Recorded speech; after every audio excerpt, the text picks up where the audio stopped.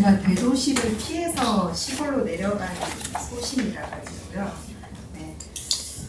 그리고 초등특수교사로 제가 2002년에 첫 발령을 받았거든요. 그때 경북에 초등특수교사라는 직종이 있다는 것을 아는 분이 별로 없으셨어요. 경북에 특수교사가 뿌려지기 시작한 첫 세대라고 생각하면 되고, 저 때 19명이 발령을 받았거든요. 저는 학교에 가서 통합학교에 계속 있었지만 경북에 있는 특수교사들은 대체로 아마 제 연배의 사람들은 특수교사로서 투사로 살아가든지 아니면 조용히 융화되든지 그걸 선택해야 했던 세대라고 생각합니다. 그래서 나서고 뭐 이렇게 대중화된 어떤 것들을 하고 이런 게 상당히 부담스럽고 힘든 것 같아요. 그렇게 20몇 년 사니까 사람도 약간 그런 것 같죠. 네. 이 책을 쓸 때 제목을 많이 고민했는데 여튼 특수교사라서 미안합니다 라고 제목을 정했어요. 제가 특수교사가 아니었다면 우리 아이들의 삶의 이런 매운맛을 경험하지 않았을 것 같아요. 절대로. 그리고 제가 초중특수교사가 아니었다면 누군가에게 희생돼도 그럴 수 있지, 누군가에게 공격당해도 그의 삶은 그렇게 표현할 수 있어 라는 무게까지 못 가지 않았을까? 그래서 뭐 한편 개인의 인생사로 좀 깊이 있는 삶을 살게 된 그런 직종이 됐던 것 같고요. 그래서 개인의 삶으로 겪지 않아도 될 일들을 참 많이 겪은 것 같아요. 그래서 특수교사가 돼서 우리 친구들을 잘 지켜주고 싶었는데 못 지켜줬던 20년이 굉장히 무거웠고 미안했고, 우리 엄마들의 무거운 삶을 또 덜어주고 싶었는데 생각보다 그러지 못한 것이 또 아쉬웠던 것 같아요. 그래서 그런 마음들을 담아서 미안합니다라고 제목을 정했고요. 제일 처음에 외상 후 스트레스라는 단어를 써서 원고를 밝혔는데, 실제로 특수교사가 돼서 제가 겪은 대부분의 경우들은 충격이었어요. 우리 아이들의 행동 연태나 이것을 지도하는 방안들, 그다음에 학교의 교사로서 제가 일반 직장생활 하다가 늦은 나이에 다시 공부를 하고 학교를 갔는데, 특수교사의 삶이 1일 6동 치우기 이런 걸 할 줄은 몰랐거든요. 네. 네. 이런 것들이 굉장히 충격적이고, 뭐 어떻게 이거 가르치는 게 맞나?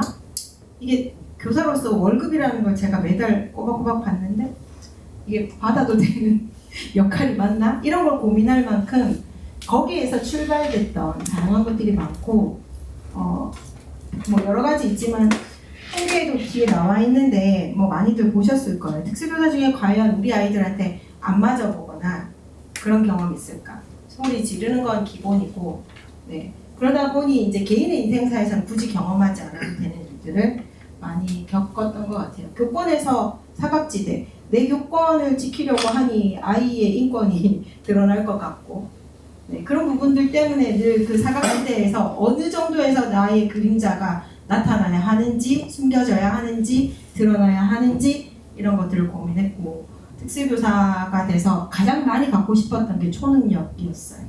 네, 원고에 다 이렇게 구구절절 써놔가지고, 네, 손오공 되고 싶은 적이 많은데 그건 옛날 사람들인 것 같고, 그래서 아이언맨이 되고 싶다. 네. 어벤져스도 팀으로 일하는데 특수교사는 학교 현장에 통합교육을 혼자 해야 된다. 교육부가 되게 좋아하는 그 통합교육 용어가 모두를 위한 통합교육이에요. 그리고 저 개인적으로도 모두를 돕는 통합교육이 됐으면 좋겠어서 제 주변에 많은 사람이 승진을 하려면 특수학교 가라. 그러지 말고 승진을 준비해라. 뭐 이런 얘기를 많이 듣는데 이놈의 통합교육을 버리지 못해서 제가 아직 통합교육 학교에 있거든요. 근데 모두를 위한 통합교육은 가능한 걸까? 내가 분신사바 이렇게 해가지고 하면은 가능한가? 그렇다면 통합교육이 체감되려면 어떻게 해야 되나? 과제가 진짜 많다. 이런 내용으로 원고를 썼습니다. 되게 길게 얘기했죠. 얼마 전에 그 전교조 특교위에서 실태 조사를 했어요. 교육활동 보호가 특수교사들이 어떻게 되어가고 있나. 저는 이렇게 준비했거든요. 네, 여튼 뭐 전국에 있는 특수교사 수 중에서 좀 적은 수인 1175명이 응답을 했는데 교권 침해를 당한 경험이 있다에는 사실상 거의 다라고 보이고요. 교권 침해의 대상자가 누구냐가 이제 대부분 학생 보호자예요. 근데 선생님들 입장에서 학생의 교권 침해보다 보호자의 교권 침해가 좀 더 충격적인 것 같고, 교권 침해 발생한 이후에 이제 2023년 12월에 교육부에서 장애학생 행동중재 지원 계획이 발표가 됐거든요. 그래서 좀 달라졌느냐라고 했지만 이제 뭐 실제로 아무런 조치 없이 혼자 참고 넘어갔다가 여전히 75%인 것 같아요. 교권 침해 대책으로 가장 필요한 조치가 뭐냐라고 물었을 때 사실은 지금 거의 비율이 비슷한데 두 번째에 보시면 도전 행동에 대한 보호자 책무성이 강화되어야 한다. 학생은 또 교사의 책임이라고 생각할 수 있어요. 근데 보호자에 대한 책무성이 강화되어야 하는데 보호자에 대한 책무성, 아까 교보위도 학생에 대한 교보위, 그래도 학생은 교권, 교육활동보호위원회를 열 수 있는 뭔가가 있어요. 용기를 내볼 수 있죠, 고민을 하다가. 근데 보호자에 대해서는 방안이 없는 것 같아요. 저도 3주 전에 저희 반 학생 가방에 카메라가 있어가지고 이게 웬 카메라니? 라고 했더니 친구 거라고 둘러대다가 결국 담임 건 걸 알게 됐어요. 담임 책상에서 가져왔어요. 근데 이제 왜 선생님 걸 가져왔어? 근데 얘가 이제 막 뭐 이렇게 여러 가지 얘기를 하고 기다려 조용히 해 뭐 이렇게 얘기를 하고 너 오늘 반성문을 쓸 거야 하고 이제 반성문을 과제로 내는 와중에 엄마가 밖에 와서 기다리고 있었어요. 이 어머니는 늘 학교에서 오는 걸 기다리시는 걸 좋아하시는 어머니였거든요. 문 열고 나가니까 우리 애가 반성문을 쓰는 알아? 왜 반성문을 쓰라고 해요? 뭐 소리 지르고 난리가 나셨어요. 교권선에 뛰어오고 하셨는데 제가 하여튼 그렇게 금요일이 마무리됐고 그 다음 주 월요일에 이제 이 학생과 어머니를 위한 이야기를 그냥 정식위원회를 연 건 아니고 그냥 이야기로 열었어요. 이야기를 나누었는데 결국 결론은 뭐 학부모 해봤자 할 수 있는 방법이 없으니까 말았어요. 그리고 그냥 그 엄마를 얼르고 달래고 가르치고 져주고 웃자웃자 해주고 그 대신 학생은 물러설 수 없다. 뭐 이런 취지로 갔고 이게 현실적인 지금의 이야기인 것 같아요. 저희 학교가 학생 특수교육 대상 학생 16명 있거든요. 두 학급. 초등 특수학급은 한 학급 정원이 6명인데 16명이 있어요. 그래서 되게 재밌게 열심히 수업하고 있어요. 저는 우리 친구들이랑 공부하는 거 좋거든요. 근데 그때 제가 했던 이야기, 장학사님께 또 했던 이야기가 학생은 얼마든지 감당하게 했는데 엄마는 그것까지 우리가 가르치는 건 좀 아닌 것 같다.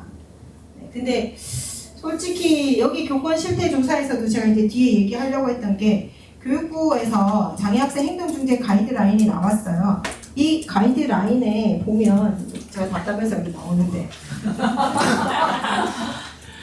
네, 뭐 여러 가지 어려움이 실태 파악 진짜 잘 하고 있어요. 실태 파악에 문제가 있지 않은 것 같아요. 그런데 여기 보시면 지원 방향에 학부모 지원 역량을 강화해야 된다는 얘기가 있어요. 제가 행동중재에 대해서 이야기를 하면 제가 살살 달아오르네요. 행동중재에 대해서 이야기를 하면 이제 예방적 중재를 가장 중요하게 여겨요. 학교 차원의 중재. 근데 거기에서 가장 중요한 게 학부모의 지원 역량을 강화하는 거거든요. 근데 이거를 갑자기 지원 방향을 어떻게 틀었냐면 네, 행동중재 지원 체계 구축은 위기행동중재로 갔어요. 예방적 중재는 어디 가고 위기행동중재로 가니까 네, 달라지는 게 없죠. 교사는 체감될 수 있는 게 없죠. 사실은 맞겠다. 네, 진단이 문제가 되진 않아요. 진단에 대한 처방을 왜 3000% 빠지냐고요.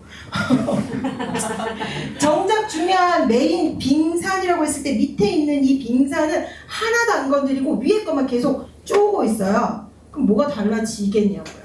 당연히 안 달라지고 교사의 삶도 달라지지 않고 학생의 삶도 달라지지 않아요. 엄마들도 달라지지 않죠. 이게 안타까운 건 교사의 교권 침해가 힘든 건 맞아요. 그렇긴 한데 아이의 삶과 학부모의 삶이 달라지지 않으면 우리의 미래가 없는 거 아닌가요? 교사의 미래가 없는 것이 아니라 대한민국의 미래가 없다고. 특수교육 대상 학생은 퍼센테이지가 작아서 괜찮냐? 가장 밑에 있는 아이들의 삶이 달라지지 않는데 어떻게 중간에 있는 삶이 달라지겠어요? 관점을 보지 못하잖아요. 네, 이 얘기를 오늘 하고 싶었고, 역시 실태조사에서도 선생님들이 원했던 그런 학부모의 책무성이 가장 중요한데, 학부모의 책무성, 학부모를 가르칠 생각도 못하고 어떻게 가르칠지 방안도 없고, 네, 이런 상황인 것 같습니다. 지금 현재 오늘 최근에 이번 주 기사들이에요. 여전히 특수교육 현장은 누가 가해자고 누가 피해자인지 알 수 없는 상황으로 굉장히 복잡하고 하게 돌아가고 있습니다. 네, 진짜 가해, 진짜 피해, 뭐 아까 농담삼아 나왔지만 과연 개인일까요? 개인이라는 생각을 하지 않습니다. 시스템과 구조가 진짜로 중점을 두고 바라봐야 되는 관점이 어딘지를 계속 놓치고 있고, 개인 간의 싸움이 계속 일어나게 하고 있어요. 그래야지 소수점 밑에 있는 작은 것들을 건드릴 수 있거든요. 이게 똑똑한 건지 아닌지 좀, 여튼 저는 제일 큰 걱정은 이건 것 같아요. 진짜 초점을 못 건드리고 끝에서 끝과만 싸우고 있어요. 그래서 교사들도 이 싸움에 말리고 있고 학교 현장도 그렇다고 보고요. 근데 다 엄마들이 그렇지 않아요. 와, 카메라 많이 드니까 무섭네요.